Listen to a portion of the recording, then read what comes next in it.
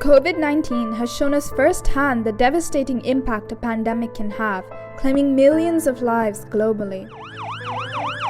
Help is being pledged for India as it battles a ferocious second wave of coronavirus, described by Prime Minister Narendra Modi as a storm that has shaken the nation. More than 40,000 people have died in the city, the scene of the first major outbreak in the United States. During the scariest months, morgues couldn't keep up. Breaking news on coronavirus, and the UK Health Security Agency is raising concerns about a newly identified variant, which the agency says is the most... It also highlighted the crucial role of vaccines in our survival.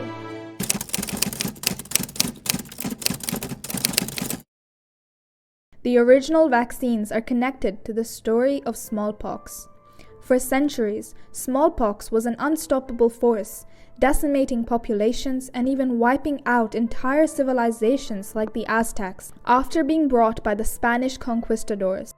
And finally, one day, smallpox was conquered. The turning point in this harrowing tale is often credited to 1796, when English physician Edward Jenner pioneered the technique of vaccination. But this narrative overlooks a fascinating and lesser-known chapter of medical history. 18 years before Edward Jenner was even born, Britons like Robert Gould and other Europeans had documented the exact same process already happening in India for centuries. This practice was known as Tikka, or inoculation. In 1767, a British observer named Holwell recorded that Brahmins in Bengal were performing inoculations against smallpox. These Brahmins meticulously planned their travels to coincide with the seasonal return of diseases, ensuring local communities were prepared before the monsoon season. Using a twisted thread, they would introduce a small amount of material from the smallpox pustule into the skin of a healthy individual, all while reciting hymns of Shitala Devi, a deity associated with the disease.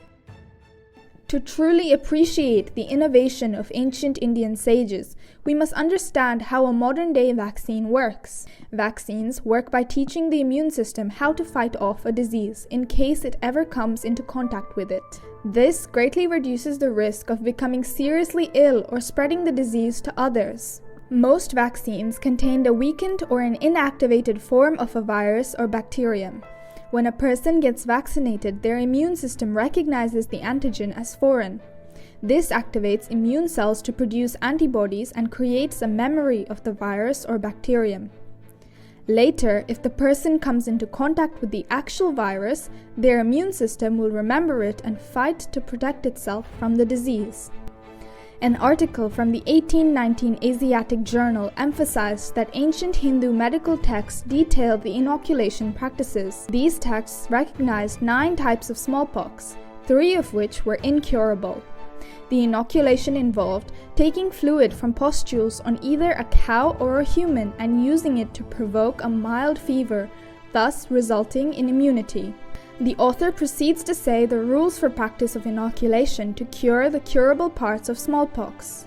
It states, take the fluid from the udder of a cow or the arm between shoulder and elbow of a human subject, and once you get the blood, you mix it with this pox, and you have created the smallpox fever. Another account from 1827 described inoculation practices in Odisha, where people gathered on specific days like Sunday or Thursday for this purpose. These records highlight that Brahmins conducted inoculations across India, offering this life-saving service to people of all social backgrounds.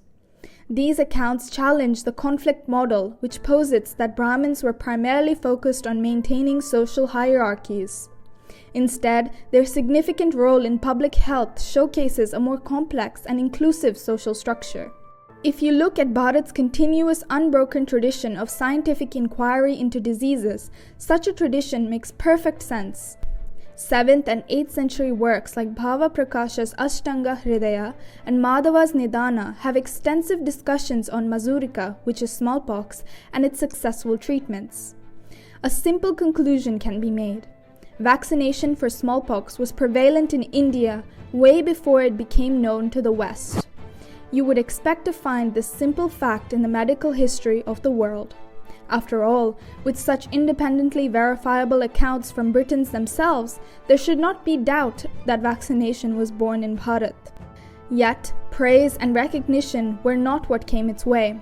Despite this widespread and inclusive practice, the British Raj banned indigenous inoculation in 1865 to introduce the repackaged vaccination process. This led to a decline in traditional knowledge.